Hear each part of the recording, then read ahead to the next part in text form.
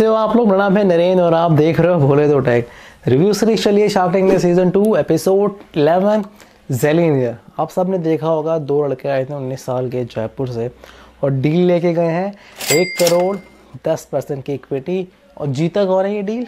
ये जीते हैं अनुपम मित्तल। ये उनकी मैं कहता हूँ बहुत ही अमेजिंग ये डील थी और जो उनकी इन्वेस्टमेंट है ना बहुत जल्दी 10x या 20x होने वाली है। जानते हैं आज के इस वीडियो में ऐसा क्यों है। चलिए शुरू करते हैं।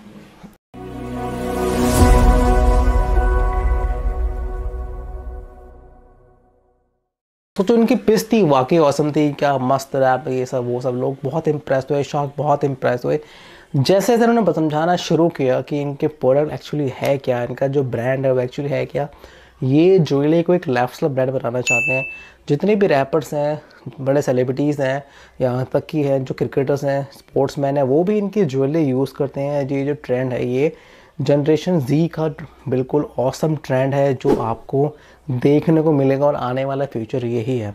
बिजनेस करना है आपको तो आप ऐसे देखो कम से कम 10 साल के लिए जो प्रोडक्ट है वो डिमांड में रहने वाला है, या उसकी डिमांड रहेगी या आप उसकी डिमांड आप ही क्रिएट करोगे। मतलब फर्स्ट मूवर एडवांटेज आपके पास होना चाहिए। जो फर्स्ट मूवर एडवांटेज होता है ना बहुत ही ज़्यादा एक रोल फैक्टर पता करता है, एक ब्रांड की वैल्यू बनती है। सो उन्होंने यही बोला कि हमें इस ब्रांड को ऐसा बनाना है कि अगर ये आपकी सीट पे लगे तो सीट की वैल्यू बढ़ जाए। ठीक है, ये होता है कॉन्फिडेंस। तो जो इनका बैकग्राउंड था वो बिजनेस बैकग्राउंड था। जो इनके फादर थे उनकी ज्वेलरी बिजनेस का ही शॉप था, तो मतलब पहले थोड़ा पैसे वाले बंदे तो थे।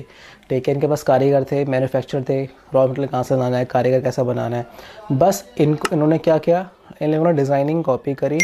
मतलब जो बाहर फॉरेन में चल रहा है वो डिज़ाइन उन्होंने उठाया और यहाँ बनवा के कैट काम जो भी करके इन्होंने पूरा डिज़ाइनिंग करवाई, उसको अपने फैक्ट्री में करवा के पापा की फैक्ट्री में बनवा के इसको ऑनलाइन सेल करना शुरू कर दिए।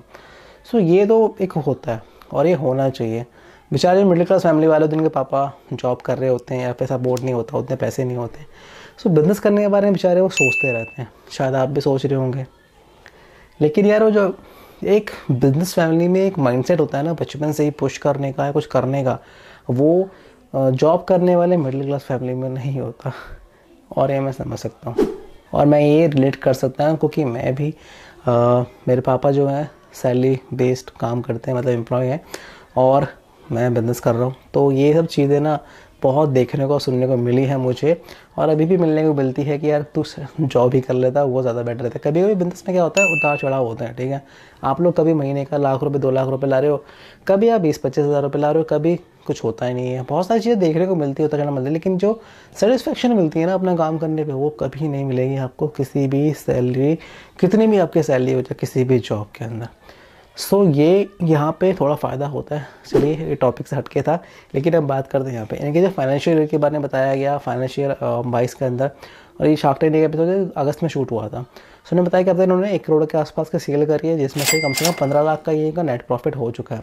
सो अनुपम ने भी कहा था 15 लाख का जो प्रॉफिट 19 साल की एज में जो कमा रहे हैं ये सब चीज़ें, तो ये बहुत बड़ी बात है। मानता हूँ बहुत बड़ी बात है, लेकिन उसके पीछे थोड़ा रिसोर्सेज देखोगे ना, मतलब ज़मीन देखोगे तो बहुत फ़र्क पड़ता है कि फैमिली बैकग्राउंड है, पापा का सपोर्ट है, हेल्प है।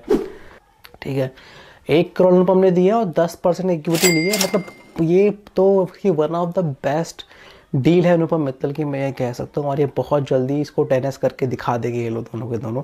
इनके अंदर इतना कॉन्फिडेंस है और हमेशा यही होना चाहिए कि आपको कॉन्फिडेंस होना चाहिए अपने ऊपर कि मैं कर सकता हूँ। देखिए जो शार्क टैंक में डील्स होती हैं ऑलमोस्ट ऐसी जगह पे होती है, या तो वो स्केलेबल हो, प्रॉफिटेबल हो, मार्केट साइज बड़ा हो, और सबसे बड़ी बात इक्विटी ज़्यादा हो और वैल्यूएशन कम हो और पैसे ना कम देना पड़े। तो और ये सब कुछ कहा था मिश्रण था यहाँ के अंदर, और ये बहुत अच्छी डील थी अनुपम मित्तल के हिसाब से और इन लोगों के हिसाब से, क्योंकि इनके छोटी एक्चुअली इनको गाइडेंस की बहुत ज़्यादा ज़रूरत है।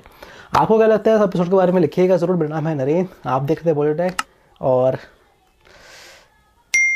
आप भी कर सकते हो यार मिडिल क्लास वालों, डरो मत, मैं आपके साथ हूँ। Thank you so much.